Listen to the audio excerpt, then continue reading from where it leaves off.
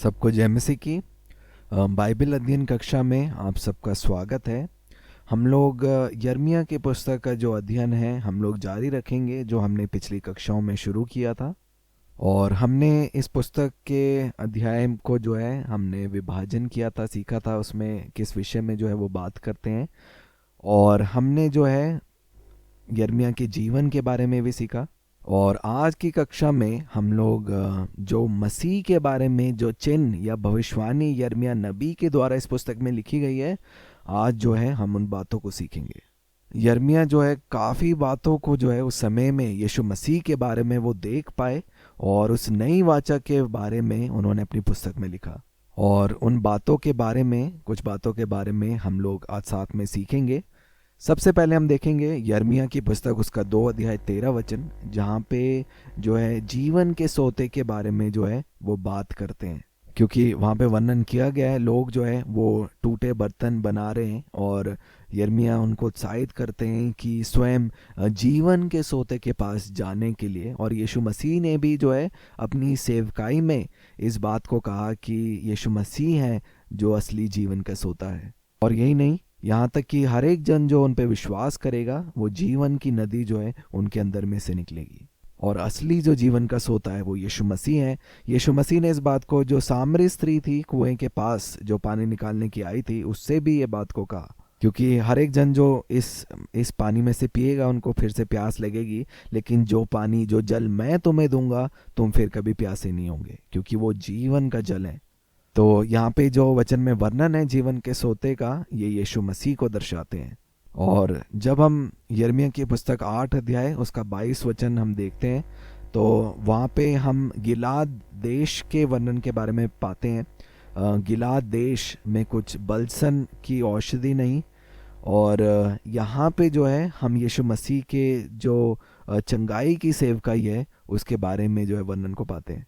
और इसके बाद जब हम 23 अध्याय में आते हैं, वहाँ पे बहुत से वर्णन जो है हम यीशु मसीह के पाते हैं। उनमें से एक जो है 4 वचन में, जिसमें अच्छा चरवा के बारे में लिखा है। मेरा विश्वास है हम सबको मालूम है कि जो अच्छा चरवा, जो असली अच्छा चरवा है वो कौन है। और 23 अध्याय उसका 5 वचन जो है वो एक धार्मिकता की एक डाली के विषय में कहता है। और 33 अध्याय 15 वचन में भी इस बात का वर्णन है। और फिर से 23 अध्याय 5 वचन जो है वो एक राजा के बारे में बताता है। तो एक अच्छा चरवाह, एक धार्मिकता की डाल, और एक राजवंश, एक राजा के बारे में। 6 वचन जो है हमारे न्याय के परमेश्वर के बारे में बताता है, और 33 अध्याय 16 वचन भी इस बारे में बोलता है। तो ये सभी बातें जो हैं वो चिन्ह हैं जो यीशु मसीह को दिखाती है। अच्छा चरवाह, सही डाल, सदा काल का राजा, हमारी धार्मिकता और हमारा न्याय परमेश्वर। और इन सभी बातों की पुष्टि के लिए हम नए नियम में भी देख सकते हैं। सदा काल के राजे के विषय में हम देख सकते हैं लूका का सुसमाचार उसका 1 अध्याय 30 से 33 वचन। मैं आपके लिए जो है मैं 32 और 33 वचन जो है मैं पढ़ूंगा। यहाँ पे स्वर्गदूत जो है मरियम के पास आया, और 32 वचन में इस प्रकार से लिखा है, वह महान होगा और परम प्रधान का पुत्र कहलाएगा, और अपने प्रभु परमेश्वर उसके पिता दाऊद का सिंहासन उसको देगा, और वह याकूब के घराने पर सदा राज्य करेगा, और उसके राज्य का अंत ना होगा। तो वो राजा जिसका जो राज्य जो है वो अंत नहीं होगा, जो याकूब के घराने से आया है, जो दाऊद के घराने से आया है, ये बात स्वर्गदूत के द्वारा मरियम तक पहुंचाई गई, और वो यीशु मसीह के विषय में थी। और जब हम देखते हैं यिर्मयाह की पुस्तक 30 अध्याय 1 से 10 वचन, वो जो है सुसमाचार के विषय में बताता है। और अगर हम इसके 8 और 9 वचन को पढ़ेंगे, वहाँ पे इस प्रकार से लिखा है कि सेनाओं के यहोवा की ये वाणी है कि उस दिन मैं उसका रखा हुआ जो तुम्हारी गर्दन पर से तोड़ दूंगा, और तुम्हारे बंधनों को टुकड़े टुकड़े कर डालूंगा, और परदेशी फिर उनसे अपनी सेवा ना कराने पाएंगे, परंतु वह अपने परमेश्वर यहोवा और अपने राजा दाऊद की सेवा करेंगे, जिसको मैं उन पर राज्य करने के लिए ठहराऊंगा। तो हम देखते हैं एक सदा के लिए राजा जो है ठहराया गया, और वो कार्य जो पूरा हुआ यीशु मसीह के द्वारा। और जब हम इसके 9 वचन 10 वचन में भी देखते हैं और यिर्मयाह की पुस्तक उसका 33 अध्याय 17 वचन में भी देखते हैं, तो वो हर एक जो वचन है जो अनंत काल के राजा के बारे में लिखे हैं वो यीशु मसीह को जो है वो दर्शाते हैं। और इस भविष्यवाणी की पुष्टि के लिए भी जो है पौलुस जो है रोमियो की पत्री में इस प्रकार से लिखते हैं। अगर हम पढ़ें रोमियो की पत्री 11 अध्याय और उसका 26 और 27 वचन में इस प्रकार से लिखा है, और इस रीति से सारा इज़राइल उद्धार पाएगा, जैसे लिखा है, छुड़ाने वाला सियोन से आएगा और अभक्ति को याकूब से दूर करेगा, और उनके साथ मेरी यही वाचा होगी जबकि मैं उनके पापों को दूर कर दूंगा। तो ये सब बातें जो हैं वो यीशु मसीह के द्वारा यीशु मसीह में पूरी हुई। और जब हम रोमियो की पत्री उसका 1 अध्याय और उसका 5 वचन भी हम देखते हैं, तो हम देखते हैं कि कैसे यीशु मसीह का जो जन्म है वो भी दाऊद के वंश से हुआ, और कैसे जो वादा जो है वो उद्धारकर्ता का वो दाऊद को पहले से भविष्यवाणी के रूप में दिया गया था कि जो उद्धार करता है वो दाऊद के वंश से उत्पन्न होगा। फिर हम देखते हैं 50 अध्याय उसका 34 वचन में एक जो महान उद्धार करता है या छुड़ाने वाले के विषय में कहा है, ये भी जो है यीशु मसीह को दर्शाता है। मेरा विश्वास है आपने इन सभी चीज़ों को समझा है। जीवन का सोता, अच्छा वैद्य, अच्छा चरवाहा, धार्मिकता की वो डाल, अनंत काल का राजा, हमारी धार्मिकता, हमारा न्याय, दाऊद के वंश से वो जो राजा उत्पन्न होगा, ये सब जो है वो चिन्ह है यीशु मसीह के। और उसके साथ आप जोड़ सकते हैं महान शक्तिशाली उद्धार करता भी। तो ऐसे बहुत सारे वर्णन को हम पाते हैं यीशु मसीह के आगमन के बारे में यिर्मयाह की पुस्तक में।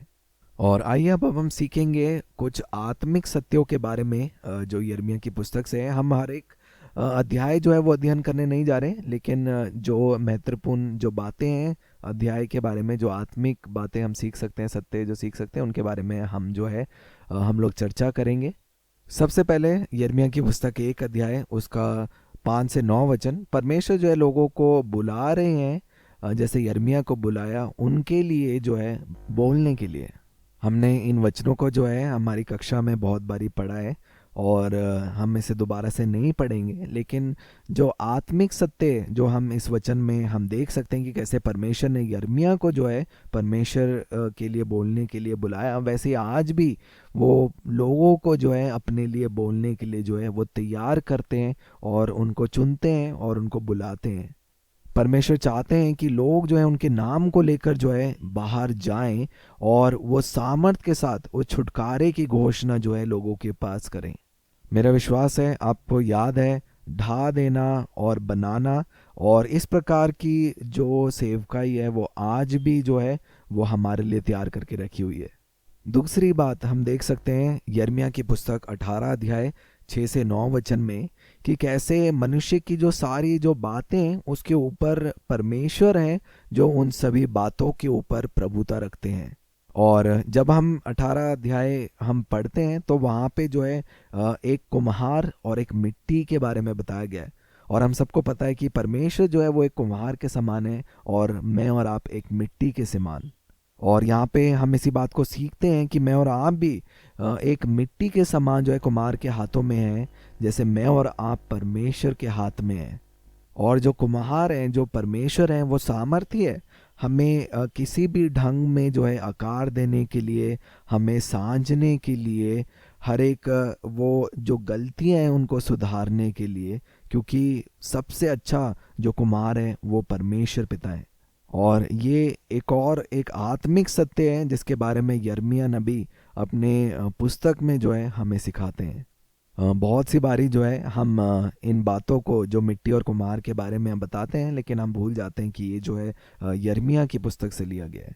तीसरी बात जो आत्मिक सत्य हम यिर्मयाह की पुस्तक से सीख सकते हैं वो ये है कि पाप जो है कभी भी जो है वो अनदेखा नहीं किया जाता, या इसे कह सकते हैं पाप कभी भी छुपाया नहीं जा सकता। क्योंकि बहुत से वर्णन को हम पाते हैं पुराने और नए नियम में जहाँ पे लोग जो है पाप कर कर पाप को जो है वो छुपाना चाहते। मेरे ख्याल से सबसे अच्छा उदाहरण जो हम ले सकते हैं नए नियम से वो है प्रेरितों के काम उसका 5 अध्याय से हन्ना और सफीरा के बारे में, क्योंकि उनको लगा कि वो अपना पाप छुपा सकते हैं। और ऐसे बहुत से उदाहरण मैं बाइबल में से आपको दे सकता हूँ, लेकिन पाप जो है कभी भी जो है हम उसे ढांप या फिर हम छुपा नहीं सकते। परमेश्वर जो है हर एक मनुष्य के हृदय को जानते हैं, और वो हर एक जो विचारों को, कल्पनाओं को जो वो अपने मन में सोचता है उसे पहले से ही जानते हैं। और इस बात को और अधिक समझने के लिए हम पढ़ सकते हैं एक वचन, यिर्मयाह की पुस्तक उसका 17 अध्याय 9 वचन में इस प्रकार से लिखा है, मन तो सब वस्तुओं से अधिक धोखा देने वाला होता है, उसमें असाध्य रोग लगा है, उसका भेद कौन समझ सकता है। तो यहाँ पे हम देखते हैं यिर्मयाह इस सवाल को लेके आ रहे हैं, जहाँ पे वो जानते हैं कि कोई भी मनुष्य जो है उसे नहीं समझ सकता, लेकिन केवल जो है वो परमेश्वर है जो मनुष्य के मन को और हर एक जो भावनाएं, जो सोच कल्पनाएं उसमें उत्पन्न होती है, उनको वो जांचते हैं। और क्योंकि मनुष्य का स्वयं जो मन है वो उसको नहीं जान सकता। और अगर हम आगे नीचे वचन को देखें, 10 वचन में इस प्रकार से लिखा है, मैं यहोवा मन को खोजता और हृदय को जांचता हूँ, ताकि प्रत्येक जन को उसकी चाल चलन के अनुसार अर्थात उसके कर्मों का फल दूं। यहाँ पे देखते हैं कि केवल परमेश्वर है जो हमारे मन को वो खोज सकते हैं और हमारे हृदय को वो जांचते हैं। और अगर हम पढ़ें यिर्मयाह की पुस्तक उसका 17 अध्याय और 5 वचन में भी इस प्रकार से लिखा है, यहोवा यूं कहता है, श्रापित है वह पुरुष जो मनुष्य पर भरोसा रखता है और उसका सहारा लेता है, जिसका मन यहोवा से भटक जाता है। तो वचन यही कहता है, शापित है वो मनुष्य जो दूसरे मनुष्य पर भरोसा रखता है।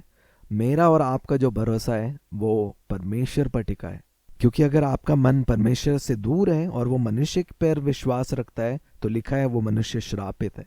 और अगर हम देखें उस मनुष्य के बारे में जो परमेश्वर की बातों को सुनता है, हम अगर पढ़े 17 अध्याय उसका 7 और 8 वचन, वहाँ पे इस प्रकार से लिखा है, धन्य है वह पुरुष जो यहोवा पर भरोसा रखता है, जिसने परमेश्वर को अपना आधार माना हो।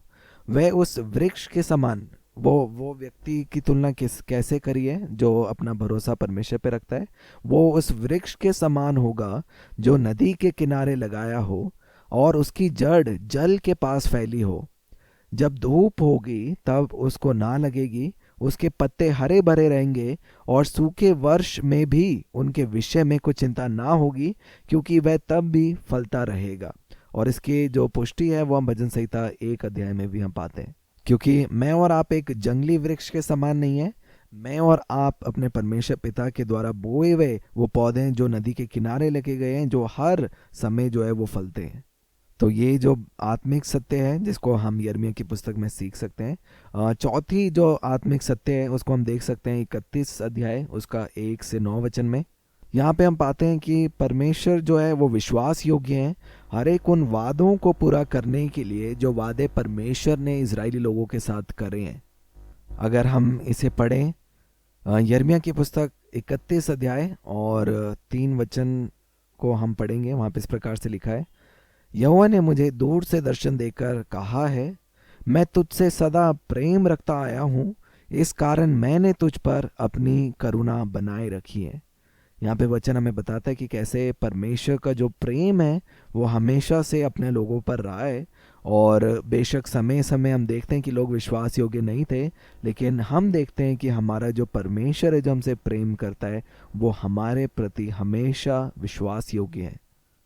क्योंकि बहुत बारी जब हमारे जीवन में गलती भी होती है, लेकिन परमेश्वर अपने अनुग्रह के द्वारा हमेशा जो है उनसे हमें बाहर निकालते हैं। और इसके 4 वचन में इस प्रकार से लिखा है कि मैं तुम्हें बनाऊंगा, मैं तुम्हें उठाऊंगा और मैं तुम्हें बनाऊंगा। और केवल परमेश्वर है जो हमें जो है उठा सकते हैं और परमेश्वर है जो केवल हमें बना सकते हैं। और 5वां जो आत्मिक सत्य है जो यिर्मयाह नबी की पुस्तक में हम पाते हैं, अलग अलग जगहों में इस बात का वर्णन किया गया, वो यही है कि परमेश्वर जो है एक मसीहा को, एक उद्धारकर्ता को जो है अपने लोगों के लिए भेजेंगे। और बहुत से वचन जो हैं इस विषय के बारे में जो लिखे गए हैं हम नहीं पढ़ेंगे, क्योंकि हमने उन वचनों को पढ़ा था जब हम देख रहे थे यीशु मसीह के बारे में जो वचन लिखे गए हैं यिर्मयाह की पुस्तक में।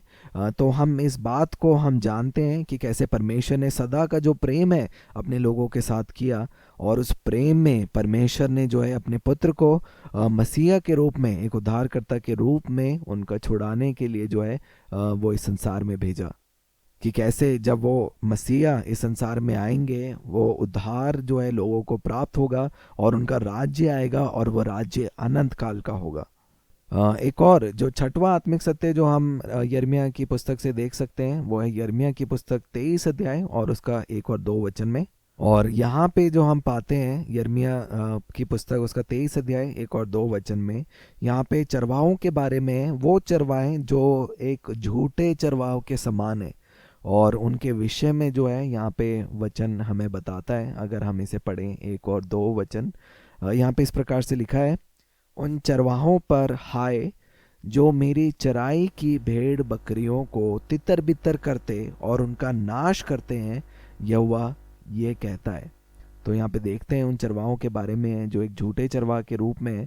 और 2 वचन में लिखा है, इसलिए इज़राइल का परमेश्वर यहोवा अपनी प्रजा के चरवाहों से यूँ कहते हैं, तुमने मेरी भेड़ बकरियों की सुधि नहीं ली वरन उनको तितर बितर किया और जबरन निकाल दिया है।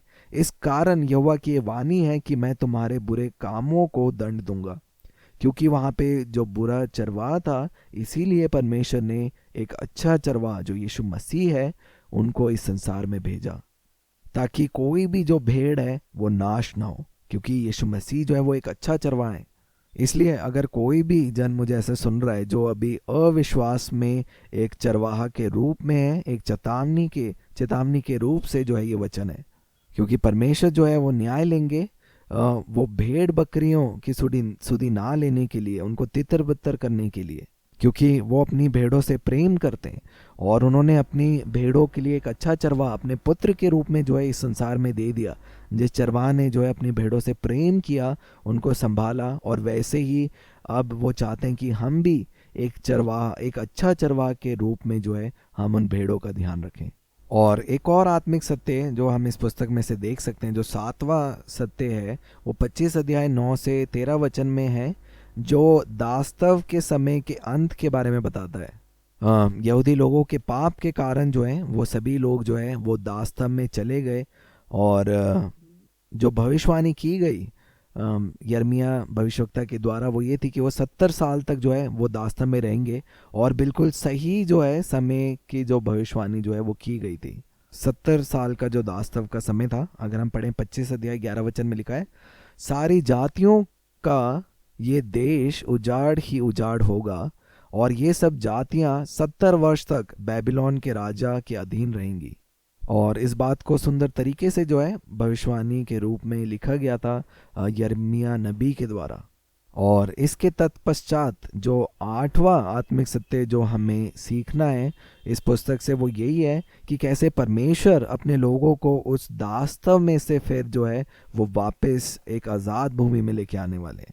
क्योंकि लोग जो हैं वो दास्तव में गए और वो 70 साल के दास्तव में गए, और वापस से जो है उनको छुड़ाने के लिए परमेश्वर ने जो है एक वायदे को या भविष्यवाणी के रूप में उनको दिया।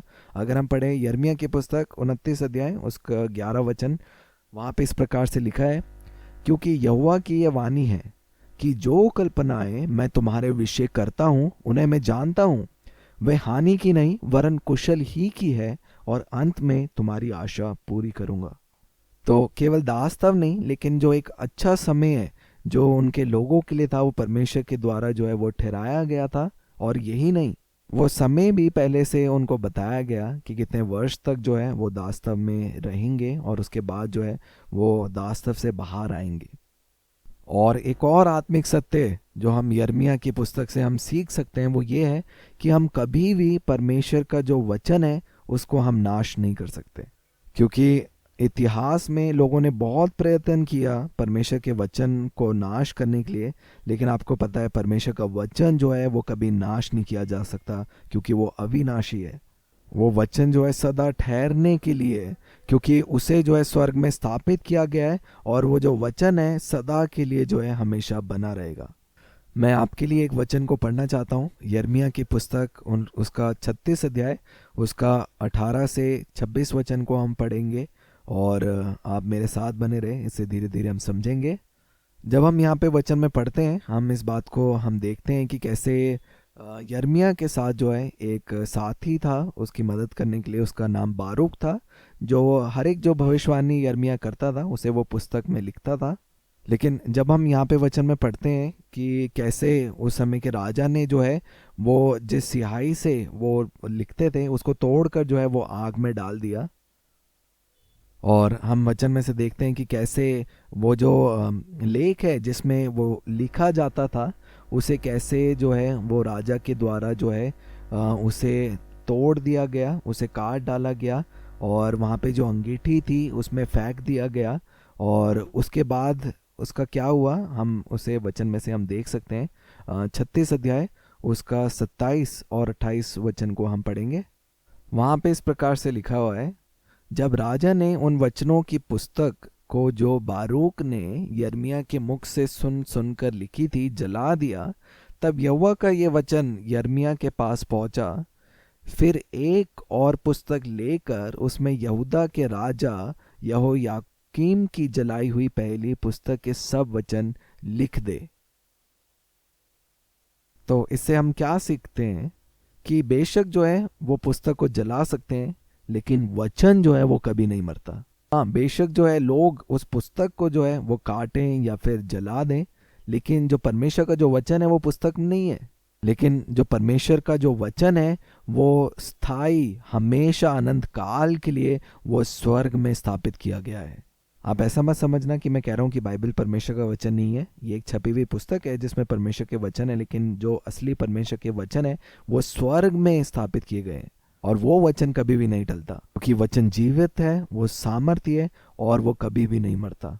और ये जो थे वो आत्मिक सत्य थे जो हम यिर्मयाह की पुस्तक से हम लोग सीख सकते थे। आज का अध्ययन हम समाप्त करेंगे एक वचन को पढ़कर जो है यिर्मयाह की पुस्तक 9 अध्याय 23 और 24 वचन। जैसे राजा सुलेमान के द्वारा श्रेष्ठ गीत की पुस्तक उसके आखिरी अध्याय और आखिरी वचन में वो सारा जो समस्त बातें जो थी वो उन्होंने अंत में जो है वो 2 वचनों में लिखी थी। उसी प्रकार से यिर्मयाह के जो है हम अंतिम वचन में नहीं पाते, लेकिन हम उसे पाते हैं 9 अध्याय 23 और 24 वचन में।